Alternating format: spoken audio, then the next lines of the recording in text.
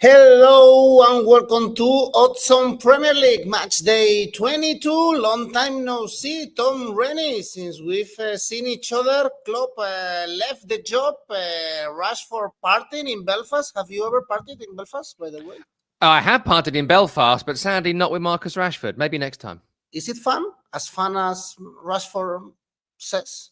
I imagine a night out with Marcus Rashford significantly better because he's super rich. But yeah, Belfast is great. I'd recommend it. Get down there. Nice. Well, guys, remember as always to comment the video with us. A lot of topics to discuss. And of course, press the like, subscribe. Now, let's go on with the show.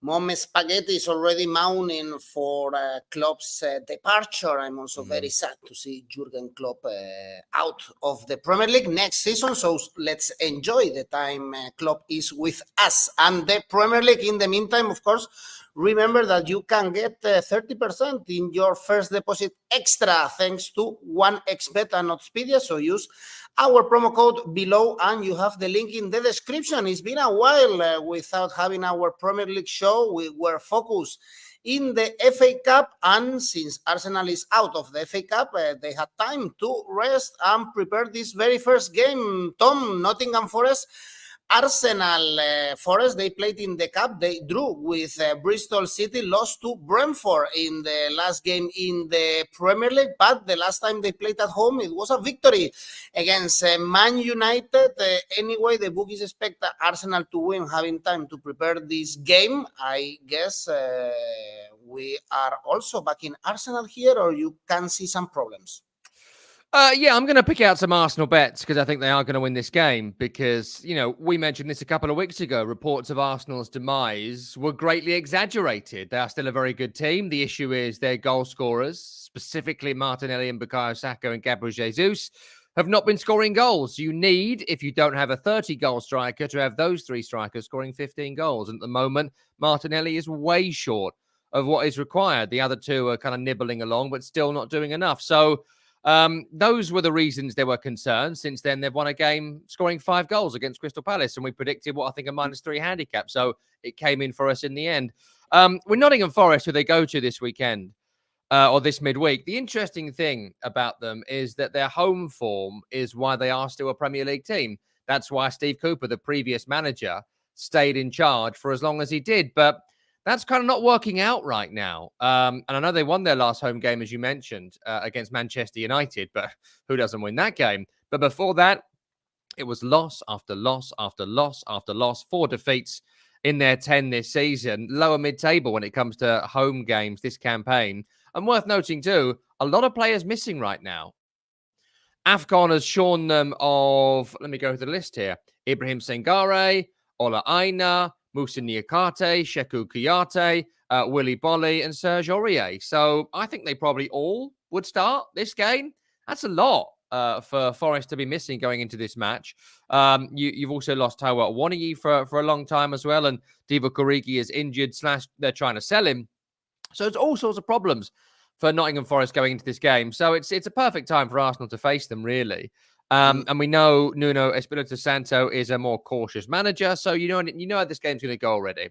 If you bet on possession, look at 70-30. If you bet on shots, go 5 for Forest and 20 plus for Arsenal. Maybe 8 or more shots on target. Look at the corners market above 5 for Arsenal. Arsenal are very good at scoring from corners. They're one of the best in the league when it comes to set pieces, and they will play for them. If there's no cross on, they'll look to get a corner because they know they're good at it. In terms of Arsenal, there are a couple of doubts. Declan Rice is a doubt. Gabriel is a doubt. I would personally expect, from what I've heard, that both of those players will be fit for this game. Beyond that, it's a fully fit Arsenal from the team we've seen for most of this season. So how are you going to bet on this game? Well, firstly, I think it'll be reasonably tight.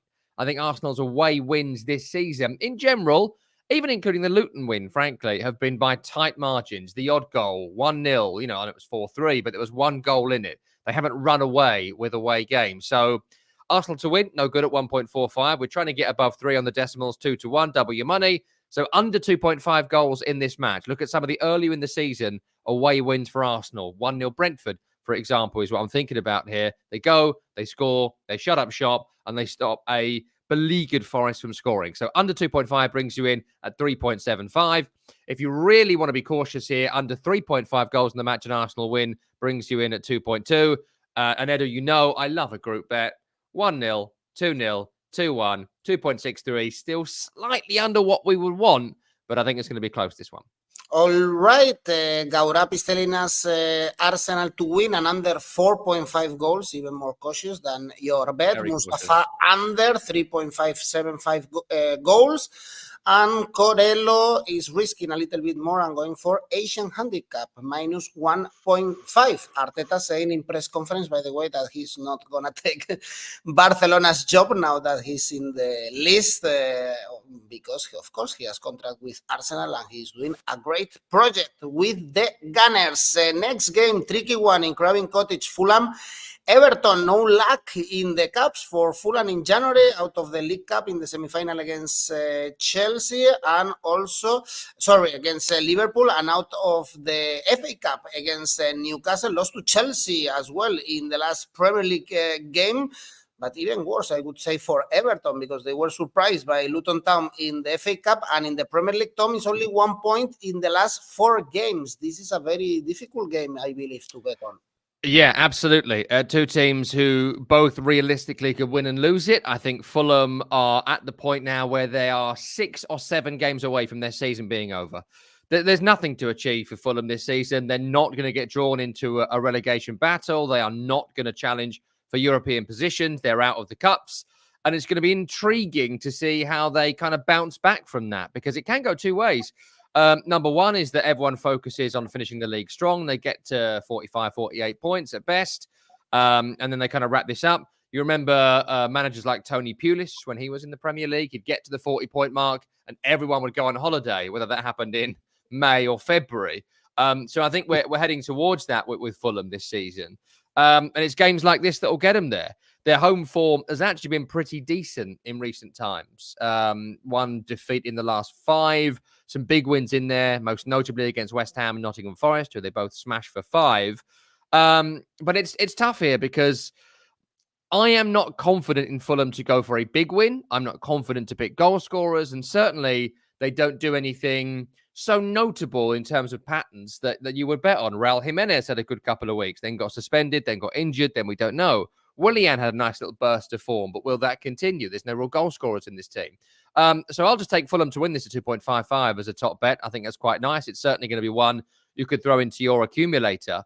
If you think Everton are going to win this game, they do it by keeping it very tight. Look at Everton to win to 0. That brings you in above the threshold we're looking for. Everton to win on its own at 3s is reasonably nice, but personally, I'd fancy Fulham. I think they're a better football team. I think first goal wins it. I'd go under 2.5 goals. And the other market I like is João Palhinha, who has committed the most Premier League fouls for Fulham this season. He's continually and endlessly getting booked. Him just to be booked here is 3.25.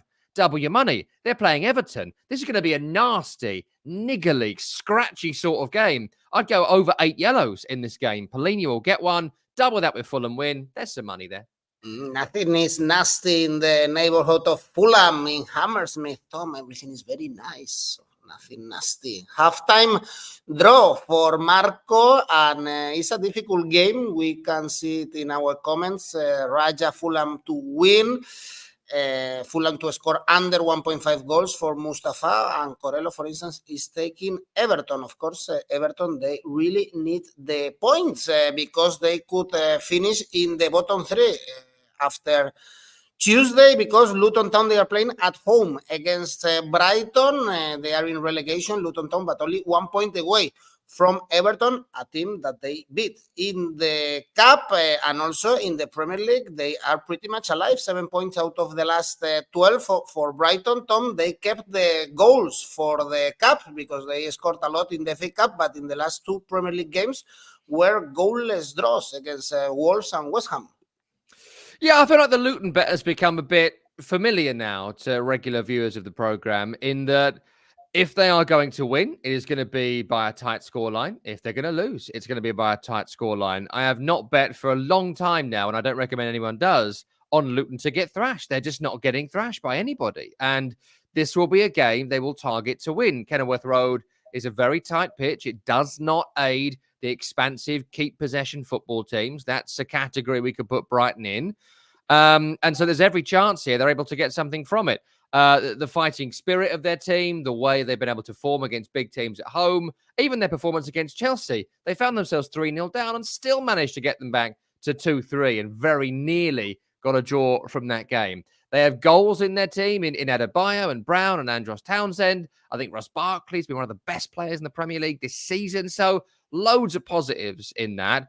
And for Brighton, the issue with Brighton at the moment, as it has been for the majority of this season, they cannot convert good performances into wins. They have drawn 8 of their 21 matches this season. The good news is that injuries are starting to clear up. There's only about 4 or 5 players missing, maybe 2 that would be in the team, being Solly Martin and Ansu Fati, Karen Mitoma and Simon Adingra. I think they're still away for both Asian Cup and African Cup of Nations. Adingra more likely to come back than Mitoma, so I read this morning, but I think neither plays in this game. It's Tuesday, so it's going to be too early for them. How does it go? Look, I fancy a draw here. I think that the Brighton odds at 1.74 are no good.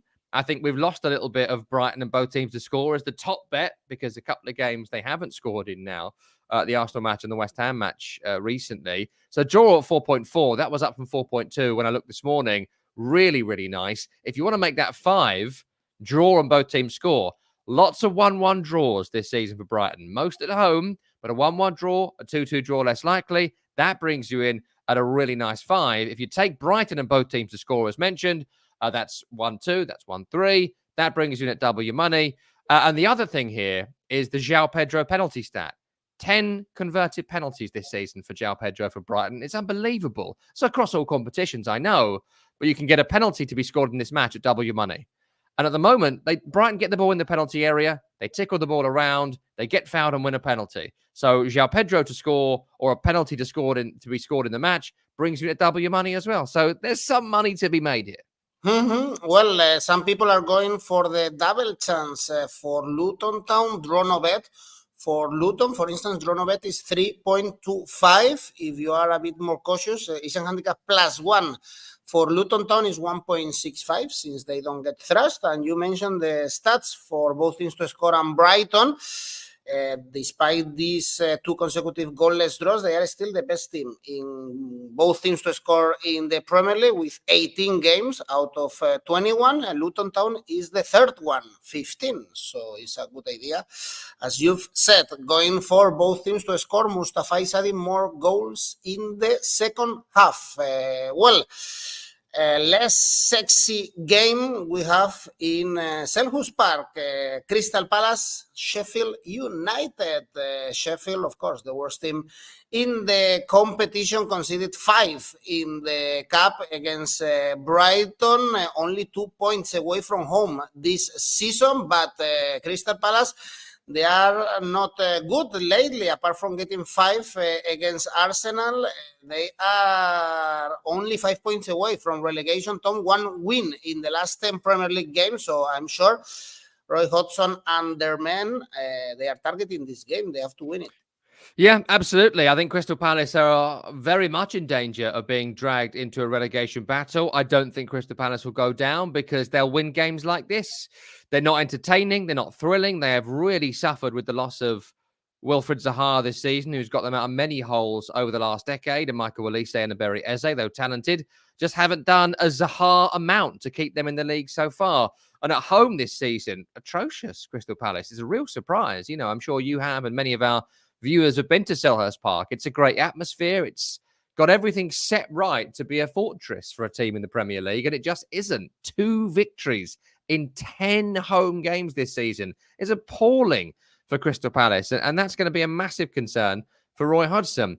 The light is the last couple of games where they held Brighton and beat Brentford, and I think the fact that Sheffield United, who I won't waste too much time on here, simply can't win an away game. I'm not going to bet on them to win an away game until they do it, and I don't see it happening. They should have got beaten by West Ham, but they kept playing on in that game until Sheffield United scored a goal for some inexplicable, that was never a penalty reason. So I think Palace stay up by winning games like this. So Palace win, not worthy time at 1.72. It screams a shonker of a 1-0 to Crystal Palace. Anderson or Gay score from a corner. Kind of game. So look at Palace win to 0 at 2.38. That's a 1-0. That's a 2-0. I can't see Sheffield United scoring, which aids my confidence in the win to 0, despite Palace being a bit leaky at home this season. And look at the under as well. Under 2.5 goals and Palace win. I actually think that's a really good offer there at 3.5. Double your money and more so for Palace to win this 1-0 or 2-0. I'd snap your hand off of that. Yeah, well, Dimitar is going for handicap corners for Palace. I guess they will attack much more. And Viper, yeah, Palace should have enough to win. I guess this is not going to be a good one to watch. It's going to be better the last game we have on Tuesday, Aston Villa, Newcastle, with Aston Villa being one of the best home teams in the league, or the best one, still fourth in the standings. They drew in the FA Cup against Chelsea and against Everton in the Premier League. And Newcastle, Tom, they are the second worst team away from home in the Premier League. But at one point, I guess we expect them to improve and be better in the second part of the season without the Champions League. Do you still trust Aston Villa at home with these odds? I think you have to. I mean, the form tells us they are fantastic at home, and the form tells us Newcastle are awful away, and nothing in particular has happened to make us change our minds on that. The form for Villa at home is incredible this season. Villa are doing a Newcastle from last season this season. 9 victories in 10 games, 1 draw in that time. That was that weird game against Sheffield United when it was like, oh, we could go top here, and they blew it. But they've beaten Arsenal, they've beaten Man City, and I think they're going to beat Newcastle United.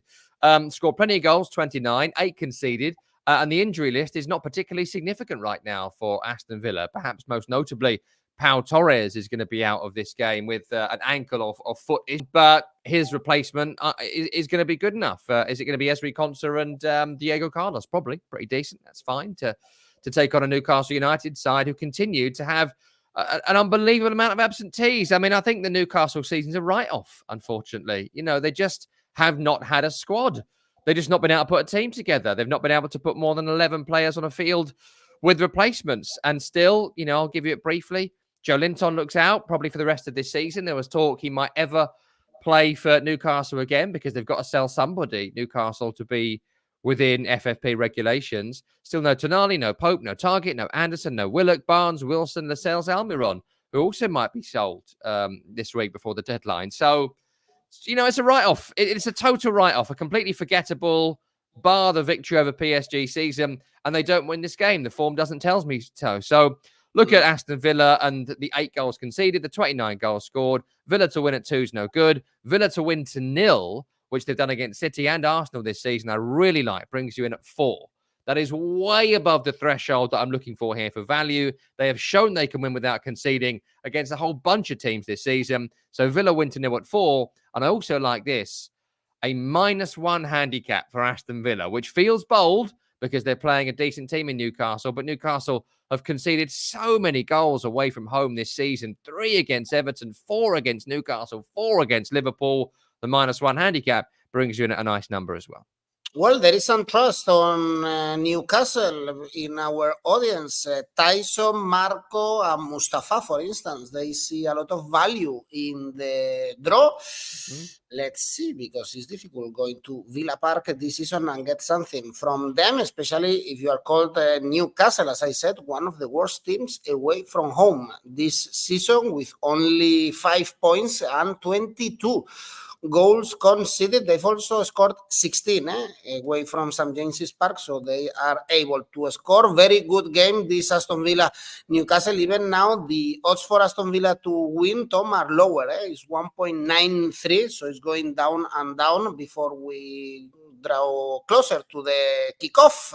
Well, Let's see, very entertaining game.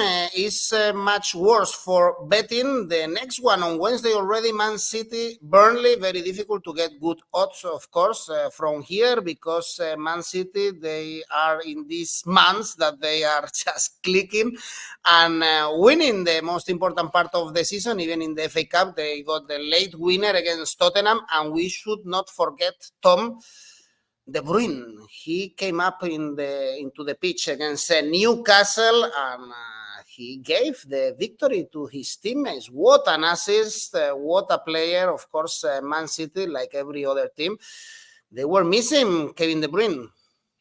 Yeah, and I've got to say I was worried because my bet was City to win and both teams to score. So I was very concerned it wasn't going to come in. So thank you, Kevin De Bruyne, for making Oddspedia viewers some money in the last match round. Look, I think that it's not worth doing Burnley here, frankly. It's not worth our time. Well, next Burnley game, we'll look at them in some detail and they might be able to get something from it. I think there's some decent performers like Wilson Odobert and one or two others who are worth talking about in any other game but this one, and this ain't it. The only question here for Man City is this the start of the head of steam? You know, we're expecting Kevin De Bruyne to make his start for Man City here, having been a kind of bit part player since his return.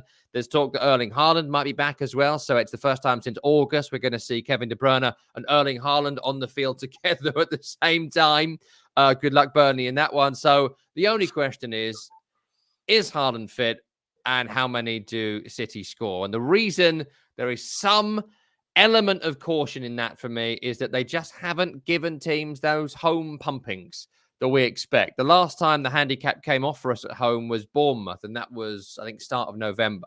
From then, there was that weird run of 3 draws, which made the title race temporarily interesting. And then that victory over Sheffield United, which even then, I think I looked at a -2 handicap for that one cautiously, and they only won 2-0. So we didn't get that. So, the trouble is you don't make money. So if you're going to bet on this game, you have to bet on various ways that City score. Burnley at 35. I wouldn't put a pound note on that. I wouldn't put your pound note on that, let alone mine.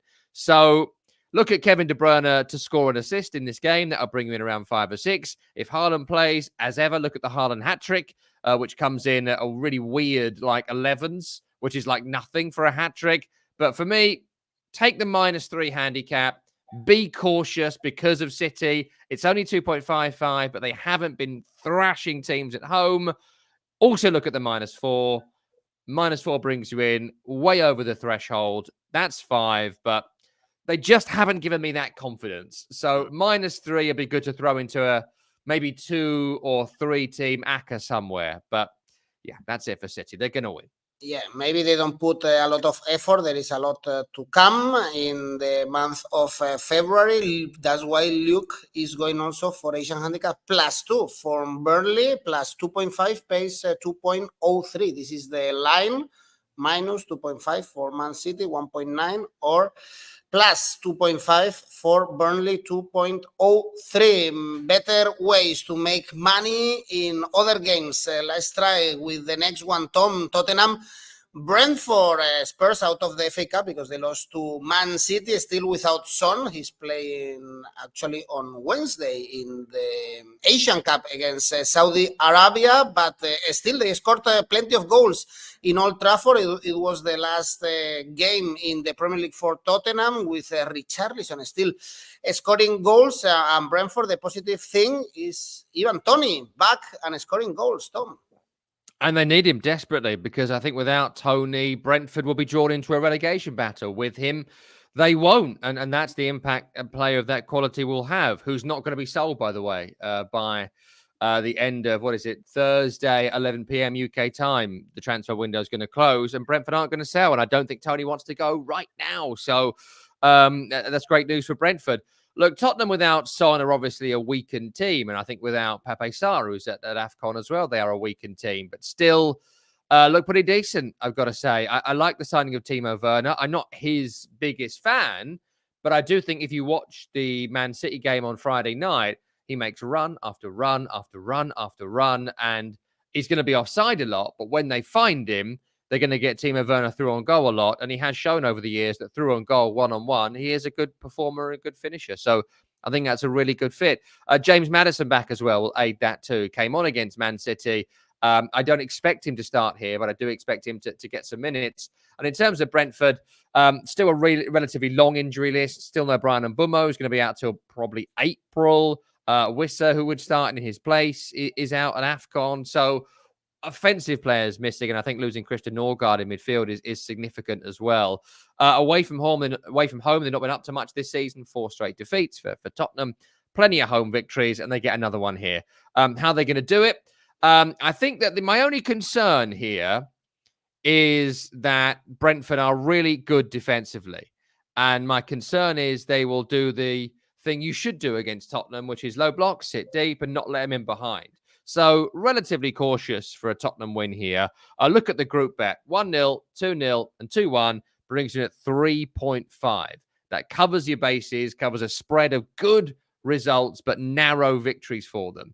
I'd also look at Tottenham winning both teams to score. That brings you in at 2.88. It's just below the threshold. The reason for that is not particularly Brentford.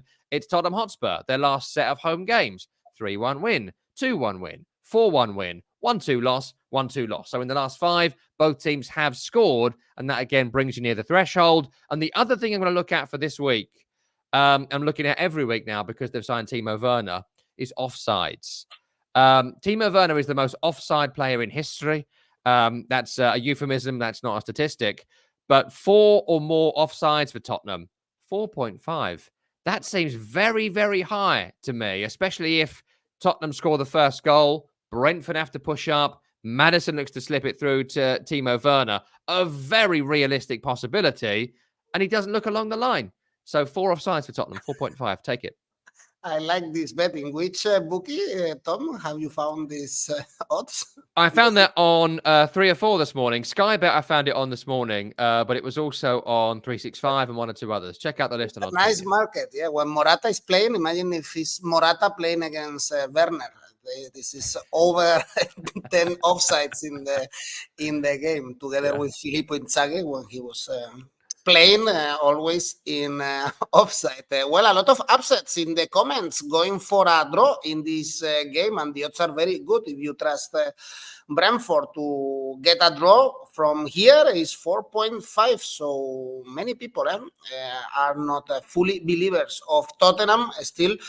Of course, without Son, maximum is following your bet. Tom, same win 2-0. Tottenham to win 2-0. And the best game in this match day 22, Liverpool, Chelsea in Anfield. Liverpool still scoring plenty of goals, no matter if it's the Premier League or the FA Cup, or if Salah is not ready. But now they have Diego Jota, and this is good news.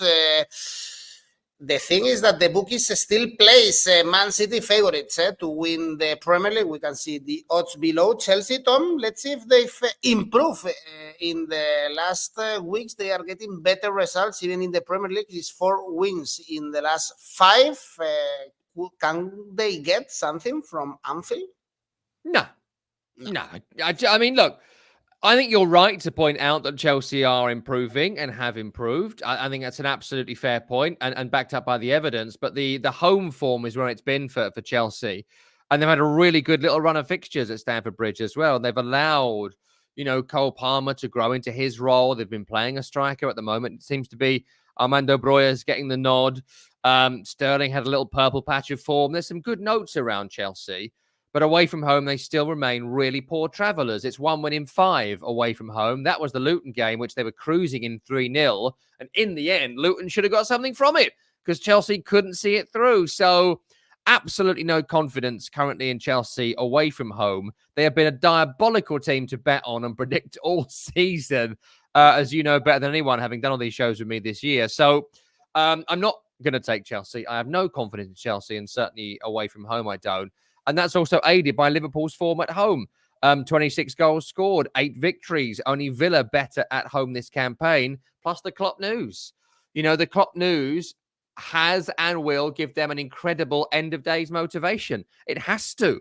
And I think it doesn't make them favourites to win the Premier League because Man City still exists, but I think it confirms a suspicion we've all had for some time. It's going to be a 2-horse race, and it's going to be driven by what Liverpool can do at Anfield. So plenty of goals scored this season at home. 4 against Newcastle in the last game in the league. Was it 5 against Norwich in the FA Cup? 4 against Fulham, 3 against Brentford in recent times. I know there was a couple of blanks and low scorers in there as well, Man United most notably, but look at Liverpool win here. 1.6 is not worth your time.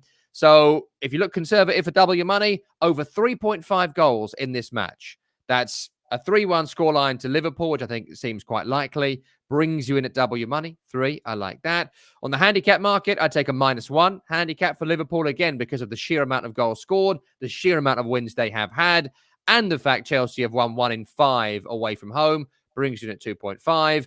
Liverpool I expect to come out of the traps first league game since the Klopp announcement and score. I also expect them to score late in this game. You mentioned Jota, brilliant at the back end of games. People like Darwin Núñez tend to star at the start of games to win both halves. Brings you in at 4, which I really, really like. And then both teams to score, 2.63. So there's a couple of darers in that set of predictions. Both halves, the most notable, but a couple of really cautious, but you will make money. Over 3.5 and both teams to score. Either way. Anyway, Liverpool win.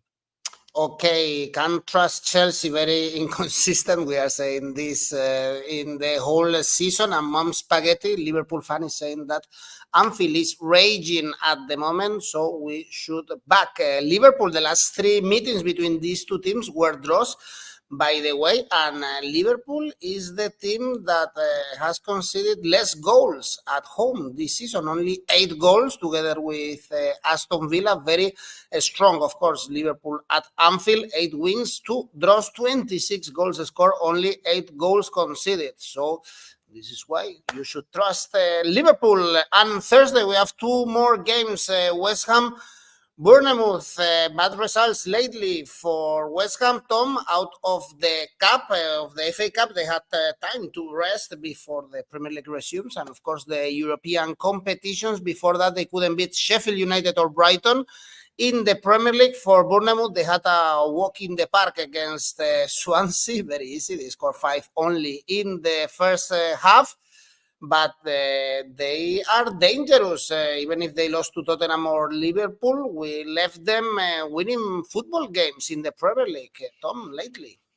Yeah, tricky one, this. I do think that I might start to trust West Ham a little bit more than we have this season, because they have won half of their matches. It's pretty impressive. You don't consider it because they're not the most easy on the eye team, but to win 10 of 21 is really, really good. 35 goals scored, 5 draws in that time, and they should have beaten Sheffield United. Our bet was West Ham to win and both teams to score, and that is what should have happened, but they played to the 103rd minute and gave a dubious penalty, and they robbed us of our winnings, which was very frustrating. Kudus is back from AFCON. Ghana were useless, and he is back in the squad and should start. The only really significant absentee is Lucas Paqueta, who's likely to miss this game. Now, he's one of those guys who thinks out and suddenly makes a comeback. I'm not a fan of the centre-half Mavropanos, but he'll start instead of Aguirre. A couple of suspensions, Benrahma and Soufal, but Benrahma will probably be sold. He'll never play for West Ham again by the time this game comes around. And Ben Johnson, weirdly, has been quite good at right-back in recent times. So I think with Calvin Phillips coming in for Edson Alvarez in midfield as well, West Ham look pretty well set for this game. And for Bournemouth, still no Tyler Adams, been missing all. That's the most significant absentee. And they've got Dominic Solanke fit, and they've got Alex Scott fit. I think they're 2 really, really good players. So, tricky one, this. Bournemouth's away form has not been particularly clever across the season, which gives me a little bit of faith in West Ham. 4 victories in 10 is fine, but I think that little run of victories they had, 4 in a row, came to an end against Tottenham Hotspur, and I think this might be quite similar to the Tottenham game. West Ham, when they win, don't score many. West Ham will allow Bournemouth to have the ball. I'm not sure that's exactly what Bournemouth want. And so here I'm looking at the pattern of West Ham results this season at home and the pattern of results that have got West Ham to 6th in the league. And that is victories with low-scoring outcomes and not much between the two teams. I'm looking at the 2-0 victory over Manchester United, looking at 2-1 victories and 3-2 victories this season. West Ham win and under 3.5 goals in this match brings you in at 3.75. I like that. That covers your bases at 1-0, 2-0 and 2-1, which I think are all very likely score lines. I don't dismiss just West Ham to win outright, by the way.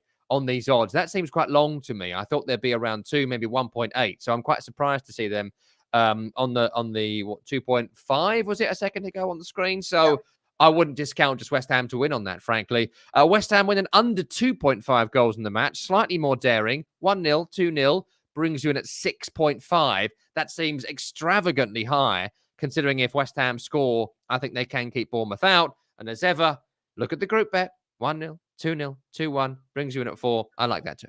Mom Spaghetti is asking you if Bowen is back, Tom.